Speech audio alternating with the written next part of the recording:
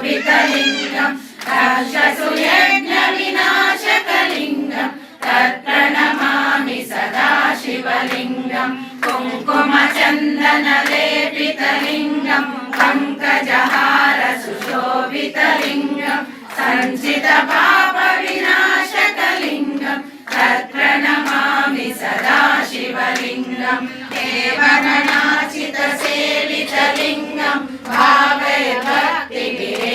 च लिङ्गं दिनकरकोटिप्रभाकरलिङ्गं तत्प्रणमामि सदा शिवलिङ्गम् अष्टदलोपरिवेष्टितलिङ्गं सर्वसमुद्भवकारणलिङ्गम् अष्टदरिद्रविनाशकलिङ्गं तत्प्रणमामि सदा शिवलिङ्गं सुरगुरुसुरवरपूजितलिङ्गं सुरवरपूजितलिङ्गं